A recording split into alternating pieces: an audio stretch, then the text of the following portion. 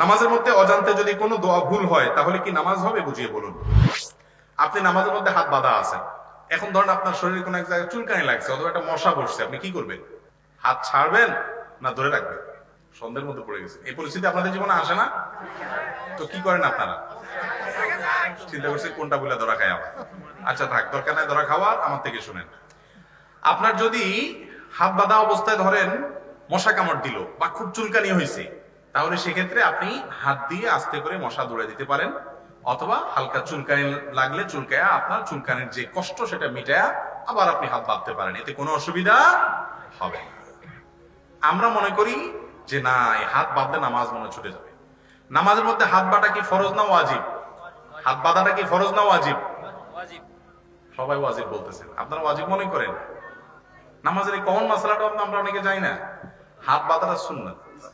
হাত যদি নাও বাঁধেন তাও কি হয়ে যাবে?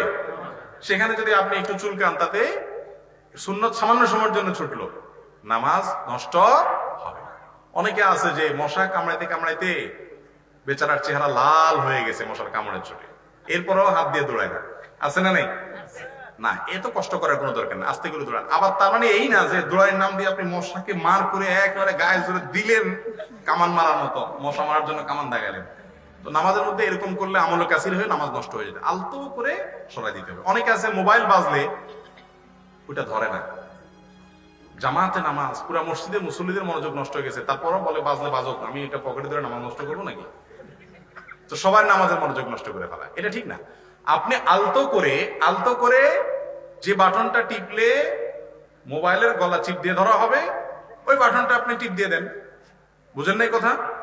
প্রত্যেকে যার যার মোবাইলের বাটন কোথা আছে আন্দাজ অনুমান করতে পারেন কি পারেন না? যদি এমন কোন জায়গায় হয় যে না, এটা যেমন আপনি নিচে রাইখা নামাজ দাঁড়াইছেন, এখন দাঁড়ানো অবস্থা বাইজে গেছে, এখন আপনি ফিরে এসে এটা বন্ধ করতে পারবেন না, তাহলে বাঁচতে দেখ। কিন্তু পকেটে আছে, আস্তে করে চাপ চুপ দিয়ে এখন এটা টিপটু দিয়ে বন্ধ করে। যদিও উচিত হলো আগে থেকেই কি করা, সাইলেন্ট বা বন্ধ করে নামাজ পড়া। অতএব এই বিষয়গুলোকে এত টাইট করে দেখার কোনো সুযোগ নাই। নামাজের মধ্যে অজান্তে যদি কোনো দোয়া ভুল হয় তাহলে কি নামাজ হবে? বুঝিয়ে বলুন। নামাজের মধ্যে যদি কোনো দোয়া ভুল হয় দেখতে হবে কি ধরনের দোয়া।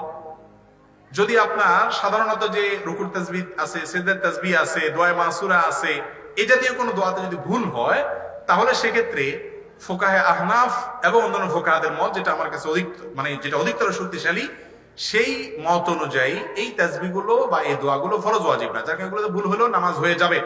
আর যদি ধরেন আপনার কথার কথা আত্মায়াতু সঠিক মতো হয় নাই, সূরা ফাতিহা ঠিক মতো হয় নাই, ভুল হয়েছে, তাহলে সেক্ষেত্রে ওটা আবার পড়বেন, সঠিক করে পড়বেন।